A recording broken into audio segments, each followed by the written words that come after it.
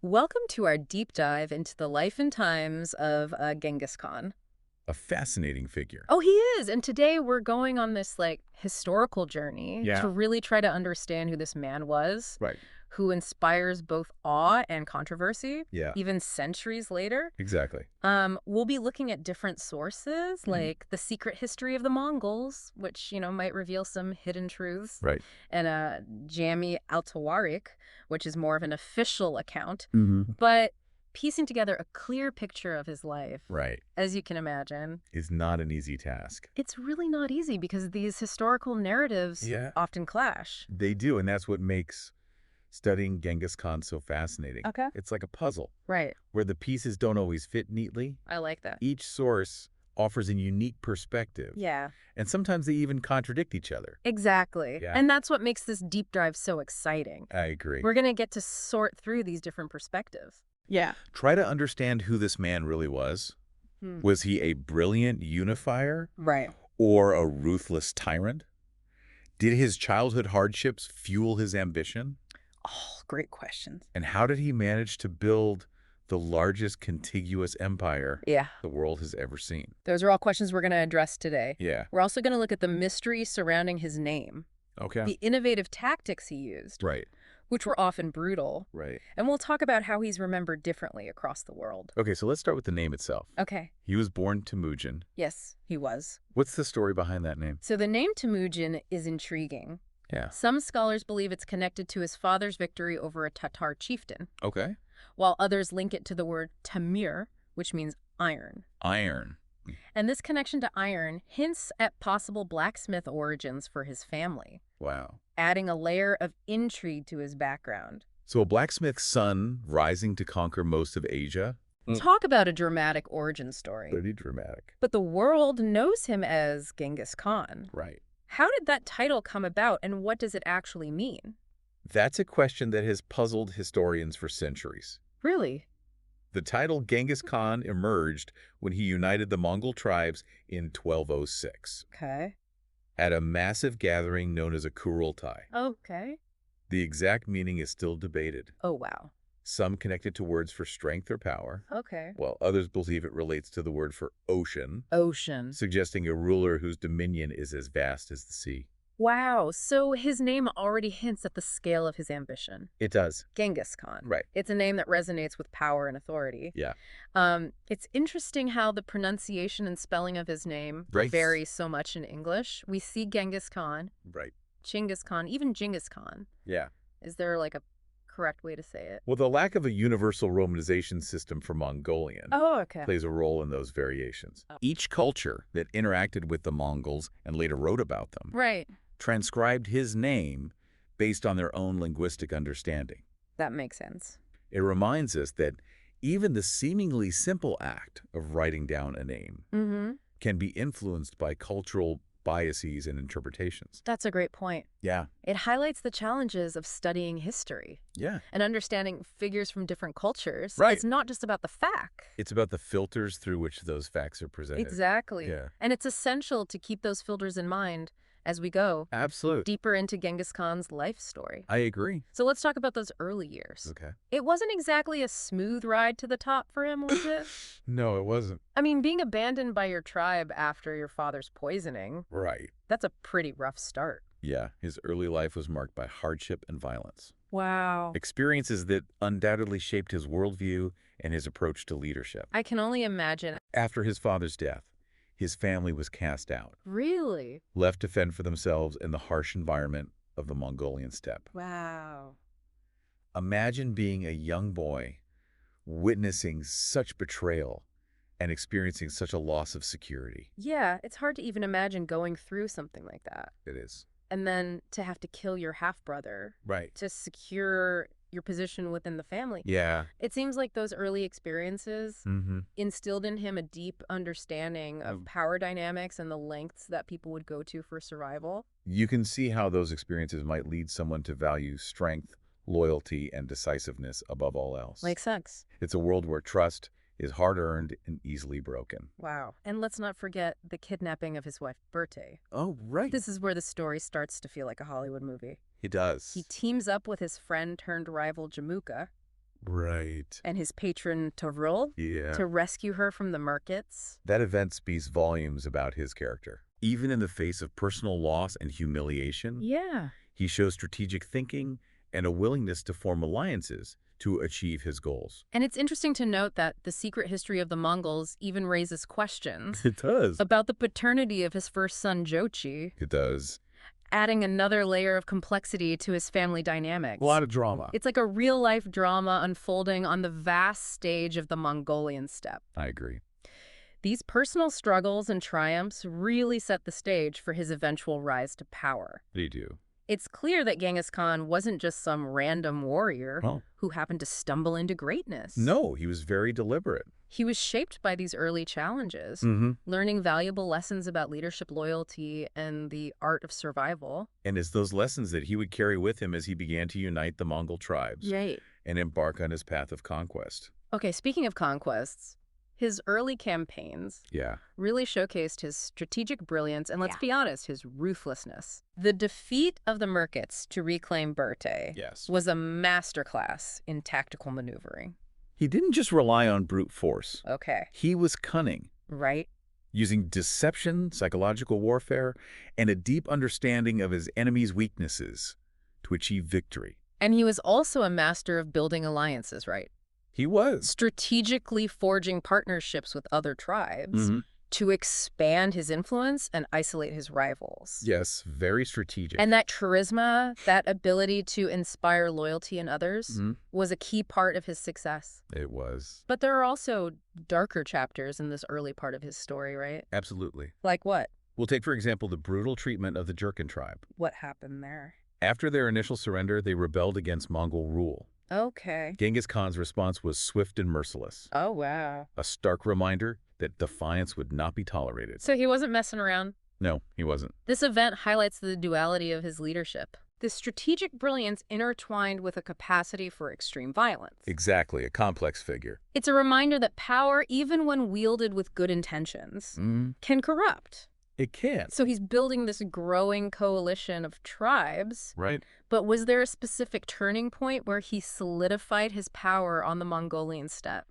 I would say that the battle against the Naimans in 1204 was a pivotal moment. What happened there? Not only did he decisively defeat them, Okay. but the execution of his former blood brother, Jamuka, Wow. sent a chilling message about the consequences of betrayal. Yeah, you don't cross Genghis Khan. No, you don't. So this victory cemented his control over the Mongol heartland Yes. and set the stage for his formal declaration as Genghis Khan. Exactly. So the stage is set. He's proven his strength, eliminated his rivals, Right. and united the Mongols under his banner. Yeah. But it's not just about military power, is it? No, it's not. He also understood the importance of reshaping Mongol society to create a more stable and unified nation. And that's where his true genius shines through. Okay. He was a visionary leader who understood that lasting power wasn't just about conquering territory. Okay. It was about building a system that could sustain that power. I like that. Mm. Tell me more about this system. Oh, What were some of the key reforms that Genghis Khan implemented? well, he knew that the old tribal system, with its constant infighting and shifting alliances, Right. wouldn't work for a large centralized empire. Okay. He needed a system that transcended those traditional boundaries Yeah. and fostered loyalty to him as the Khan rather than to individual clans. So he had to break down those old tribal structures and create something new. Exactly. What did that look like? He implemented a series of radical reforms that transformed Mongol society. Like what? One of his most significant innovations was the decimal military system, Okay. which organized his forces into units of 10, 100,000, and 10,000. Wow. That's fascinating. This system allowed for efficient command and control, Okay. facilitating communication and rapid deployment of troops across vast distances. That's almost like a prototype for the modern military structures we see today. It is. And it's a clear example of how Genghis Khan's strategic thinking extended beyond the battlefield. Right.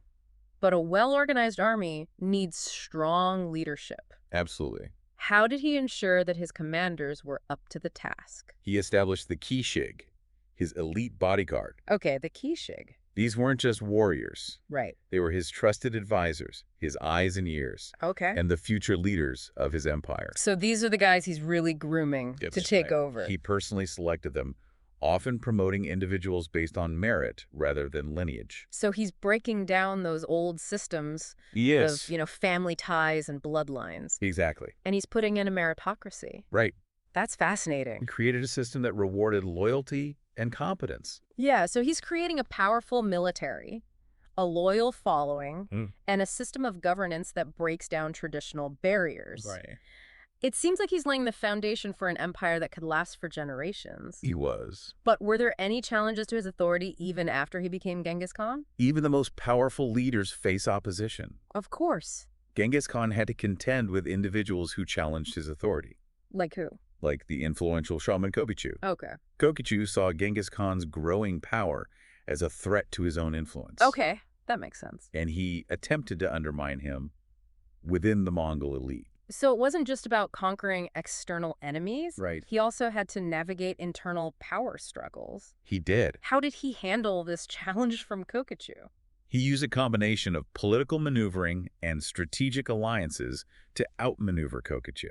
Wow, so he was a shrewd politician as well, He was. ultimately stripping him of his power and solidifying his own control over both the spiritual and political realm. That's right. This episode demonstrates that even after uniting the Mongols, Genghis Khan's position was not entirely secure. It wasn't. He had to constantly be vigilant, anticipating threats, and consolidating his power base. Always thinking ahead. Wow, it's a reminder that leadership is a constant struggle, Yeah. even for someone like Genghis Khan. Right. But while he's consolidating power in Mongolia, there are vast territories beyond the steppe, rich in resources and strategic importance. His ambition certainly didn't end at the borders of his homeland, did it? No, it didn't.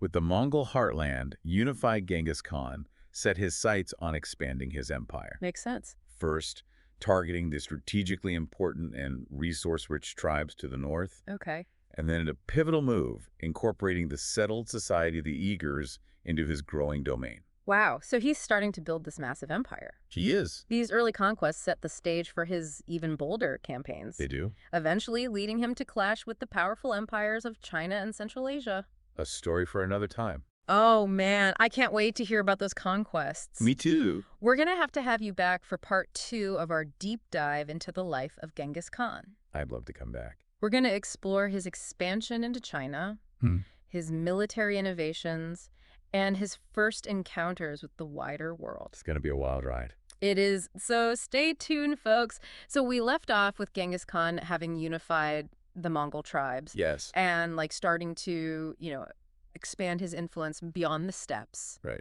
Now he's turning his attention to some really powerful empires. Yeah. First, the Jin dynasty in China. Right. And then westward. Towards the Khwarezmian Empire. Exactly. And these campaigns are where we see his strategic brilliance, on full display. Yeah, he was a master of adaptation. Okay. Learning from his experiences. Right. And constantly refining his tactics. So let's talk about the Jin dynasty first. Okay. They were a major power in China at the time, right? They were. So how did Genghis Khan approach this, formidable foe? Well, he recognized that the Jin dynasty, while powerful, Right. was not without its weaknesses. Okay, like what?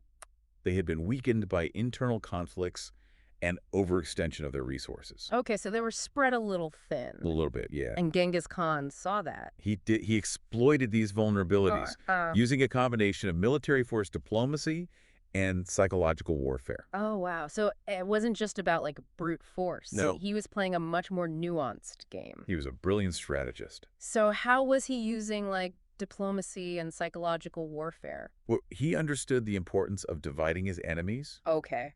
forging alliances with those who are discontented with Jin rule. Okay, so he's finding people within the Jin dynasty Yes. who are already unhappy Exactly. and kind of using that to his advantage. He was, and he was very effective at using propaganda to sow discord within their ranks. That's amazing. He also recognized the value of incorporating skilled individuals from conquered territories Okay. into his own administration and military, further strengthening his position. Wow, that's fascinating. It shows a level of political and strategic thinking Yeah. that goes beyond simple conquest. Right, he's thinking long term. Yeah. He's thinking about how to build a lasting empire. Exactly. But I imagine there were still some pretty epic battles fought during this campaign. Oh, absolutely. Tell me about some of those. Well, the Battle of Juanerzui in 1211 was a decisive victory for the Mongols. Okay, what happened there? It was largely due to the defection of some Jin commanders to the Mongol side. Ah, so some of those people that he had been, working on diplomatically flipped sides. They did. And that helped him win the battle. It did. This victory demonstrated Genghis Khan's ability to turn his enemies' weaknesses to his advantage. Yeah. And secure key strategic locations. But I'm guessing he didn't just, waltz into the Jin capital, right? Well, the siege of Zhongdu, present-day Beijing, was a turning point in the war. Okay, why is that? The Mongols, initially accustomed to fighting on open terrain, exactly had to adapt their tactics to siege warfare. So this was a new challenge for them? It was. Okay. This campaign forced them to innovate. How so? Developing new strategies and incorporating siege weaponry. Okay. Like catapults and battering rams into their arsenal. Wow, so he's learning and adapting. He is constantly learning. On the fly. Yeah. So what happened at Zhongdu? After a grueling siege, the city fell in 1215. So he did capture it. He did, and while the city surrendered peacefully, Okay. the subsequent sacking of Zhongdu was a brutal affair. Okay, so even though they surrendered, he still showed no mercy. It sent a clear message to the rest of the Jin dynasty, Okay. and indeed to the world, that resisting Genghis Khan came with a heavy price. So that's a chilling reminder of the brutality that often accompanied Mongol conquests. It was. But it seems like there was a strategic purpose behind this violence. There was. It wasn't just random destruction. No, it wasn't. Genghis Khan was pragmatic. Okay. He understood the psychological impact of fear. Right.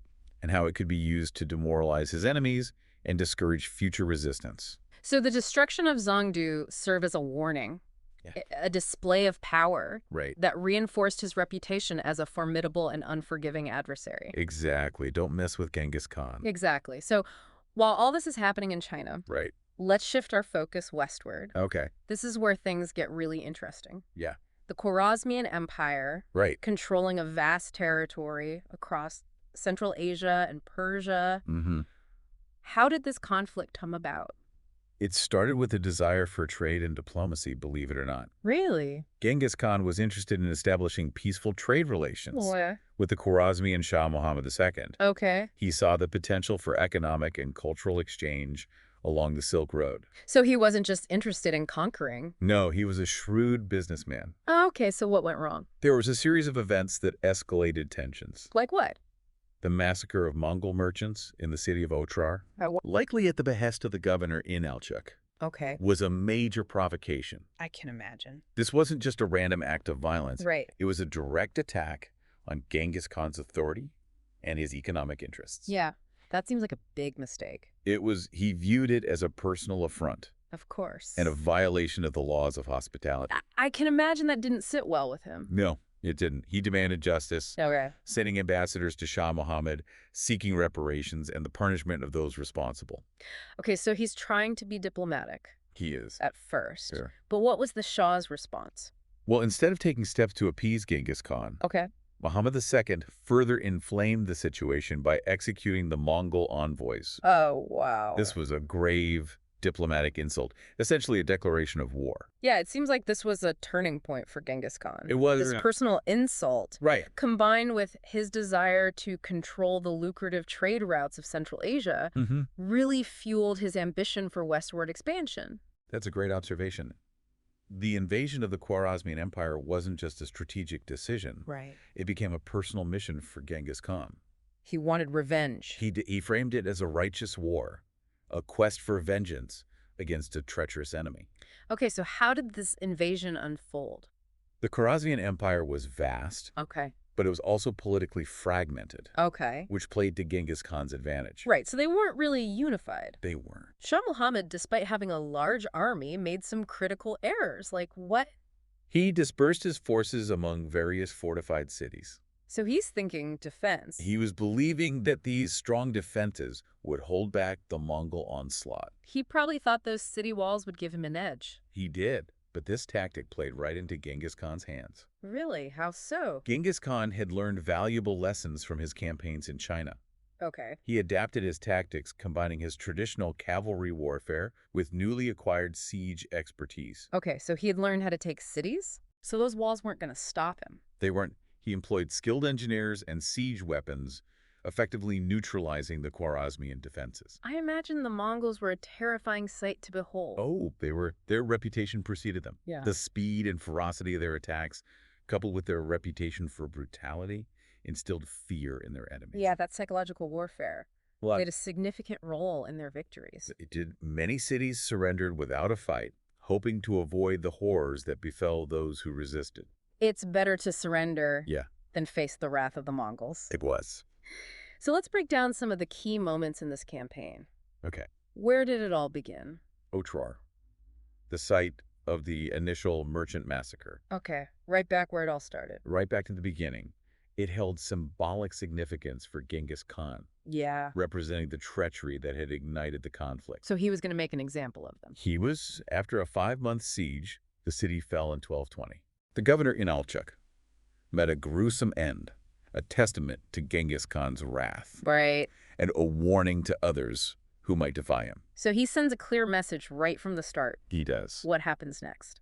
Genghis Khan, always the strategist, divided his forces, Okay. employing classic pincer movements to overwhelm his enemies. Okay, so he's splitting his army, He is. attacking from multiple sides. Exactly.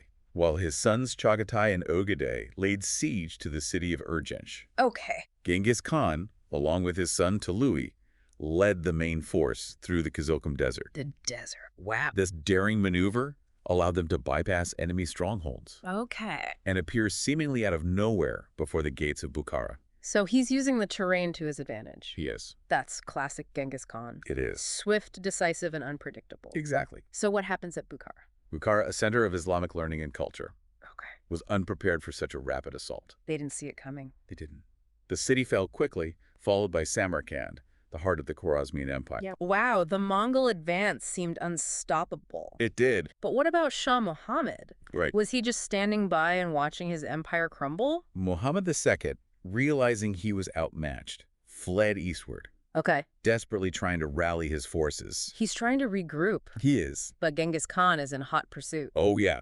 Genghis Khan, determined to crush all resistance, dispatched his two most trusted generals, Okay. Jibi and Subutai, Okay. to hunt down the fleeing Shah. He's not letting him get away. No, he's not. This pursuit led to one of the most daring military expeditions in history, Which is? the Great Raid. Okay, the Great Raid. That's the one where they circled the entire Caspian Sea. Yeah, this is where the story takes a truly epic turn. It does. So tell me about this Great Raid. Jibi and Subutai, leading a relatively small but highly mobile force, Okay. embarked on an incredible journey of over 7,500 kilometers. 7,500 kilometers. Wow. They swept through mountains, deserts, and plains, Wow. outmaneuvering and defeating multiple armies along the way. They were just like cutting through enemy territory. They were, and they weren't just conquering. Okay. They were gathering intelligence, mapping out terrain, and forging contacts. So they're laying the groundwork They are. for future Mongol expansion. Exactly. Wow, it sounds like something out of a military textbook. It does. A small, highly mobile force wreaking havoc, Right. gathering intelligence deep within enemy territory. Exactly. And it wasn't just limited to Central Asia, was it? No, it wasn't. Their raid took them all the way to the Caucasus Mountains, Wow. where they clashed with European forces for the first time. This is the Mongols' first encounter with Europe. It is. Okay. They defeated a coalition of Russian princes at the Battle of the Kalka River in 1223. Wow. So the Mongols are making their presence known in Europe. They are. This victory sent shockwaves through Europe, giving them a taste of the Mongol military might Yeah. that would soon become a legend.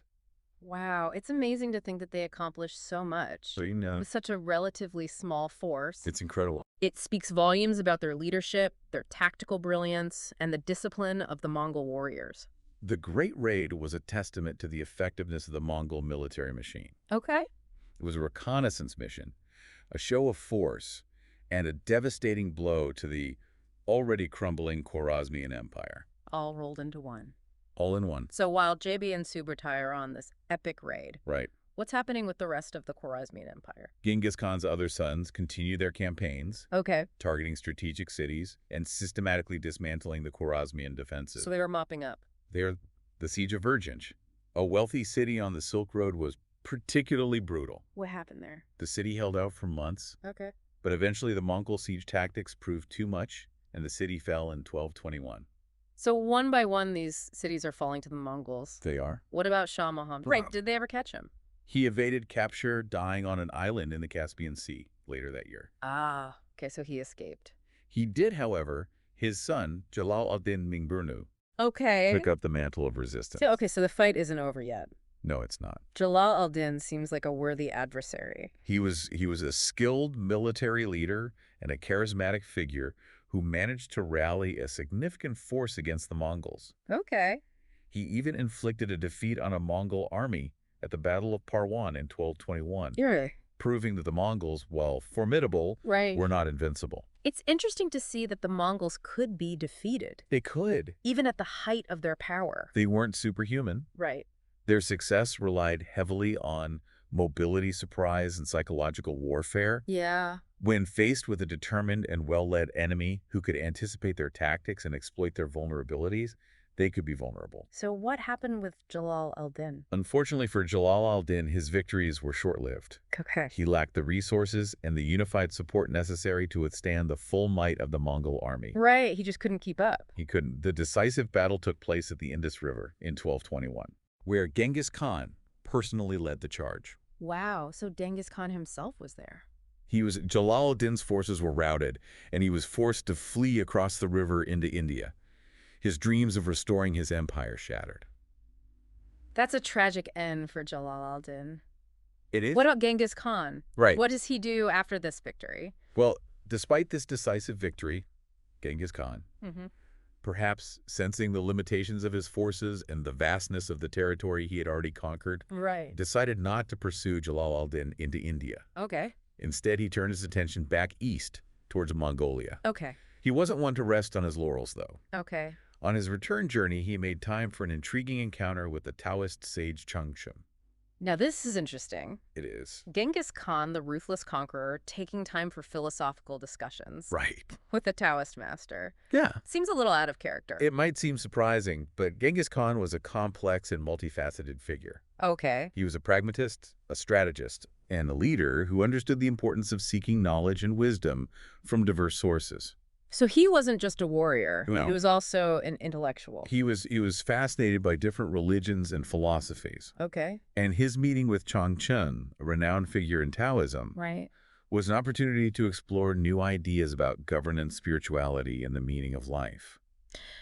So it wasn't just about conquering and expanding his empire. No. He was also interested in personal growth and intellectual exploration. Absolutely.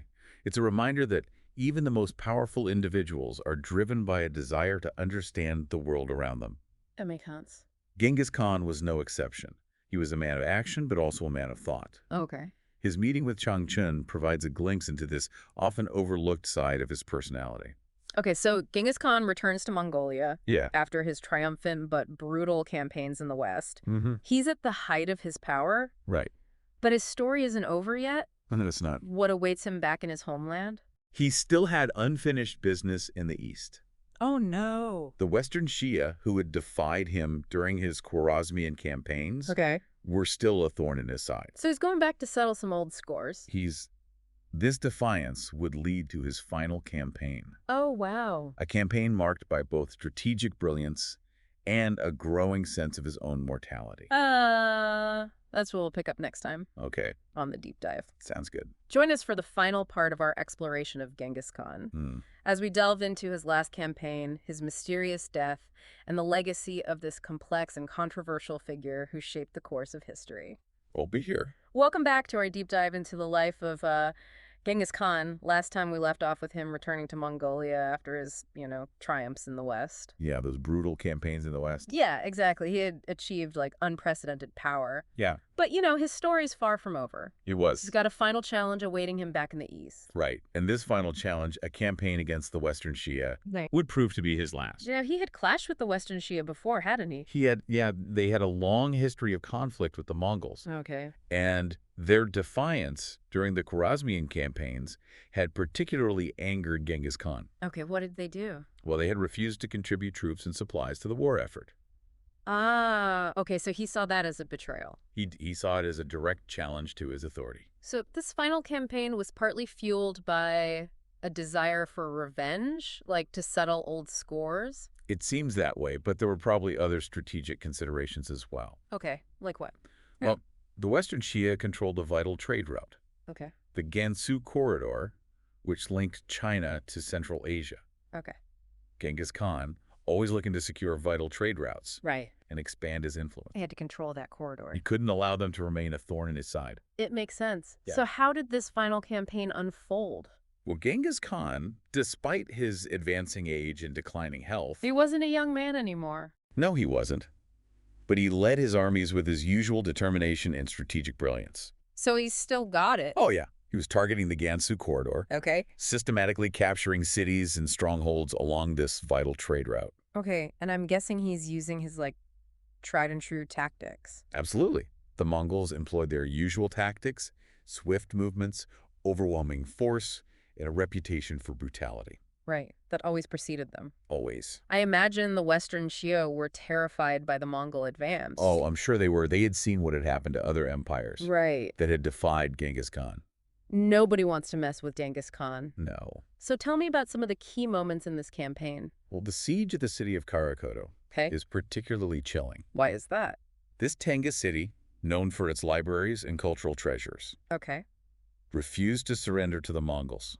They put up a fight. They did. Genghis Khan, determined to make an example of them, Oh. ordered his engineers to divert a nearby river to flood the city. Wow, he flooded the city. The resulting destruction was catastrophic.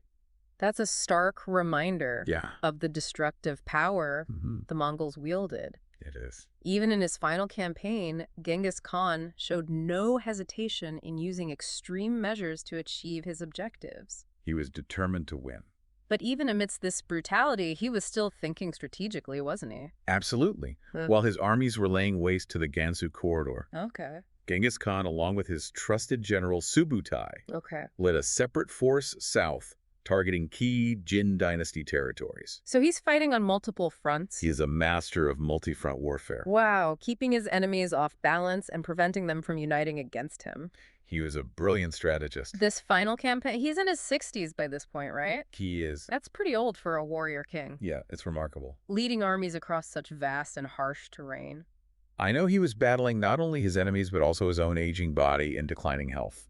So his health is starting to fail him.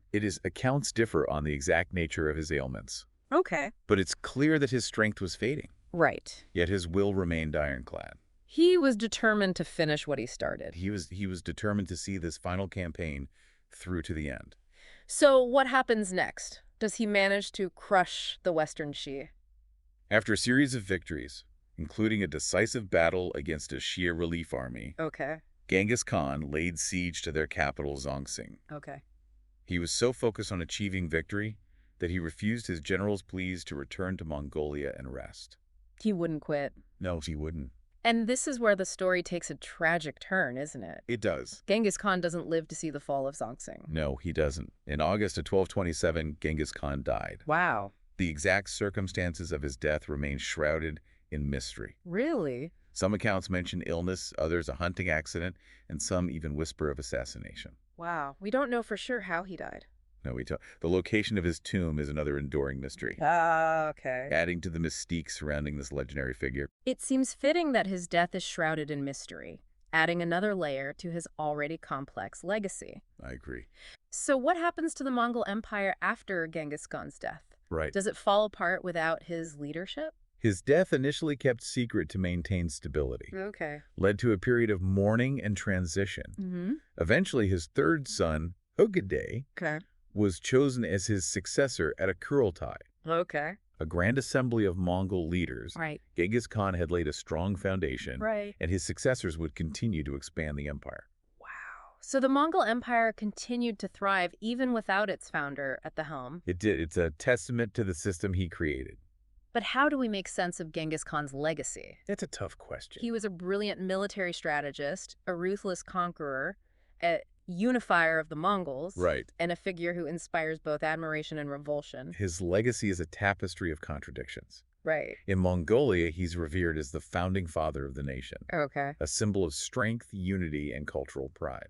Right. Statues and monuments commemorate his They achievements. do, and his image adorns their currency. Wow, he's a national hero. He is. But in other parts of the world, Yeah. he's remembered primarily for the destruction and violence that accompanied his conquests. Right. The scars of Mongol conquests are still felt in places like China, Persia, and Russia. Yeah. Cities were razed, populations decimated, and entire civilizations disrupted. Those memories are not easily forgotten. They're not. So how do we reconcile these seemingly contradictory views? That's the challenge of history. Was Genghis Khan a hero or a villain? It's important to remember that historical figures cannot be easily categorized as simply good or bad. Right. Genghis Khan was a product of his time, a time of constant warfare and tribal conflict. He was a survivor. He was a pragmatist Right. and a leader who used the tools at his disposal to achieve his ambitions. It's a reminder that history is rarely black and white. It's not. It's full of nuances, complexities, and moral ambiguities. So instead of trying to label Genghis Khan as simply a hero or a villain, Right. we should strive to understand him in all his complexity, Exactly. to recognize his military genius, his political acumen, and his impact on world history, while also acknowledging the brutality and destruction he unleashed. Right. It's been a fascinating journey exploring the life and legacy of Genghis Khan. It has. We've learned about his tumultuous childhood, his rise to power, his incredible conquests, his shocking brutality, and his mysterious death. Yeah, what a story. What a story, and we've only just scratched the surface. We have. There's so much more to learn about Genghis Khan. Right. His story continues to fascinate and inspire debate centuries later. It does. There's a wealth of information out there for those who want to delve deeper into his world. Okay. Books, documentaries, scholarly articles, and even historical fiction. So much to explore. Dive in, explore, and draw your own conclusions about this enigmatic and impactful figure. And that concludes our deep dive into the world of Genghis Khan. I hope you enjoyed it. It was fascinating. I learned a lot, and we hope you did too. Until next time, keep exploring, keep learning. Keep asking those questions. Exactly.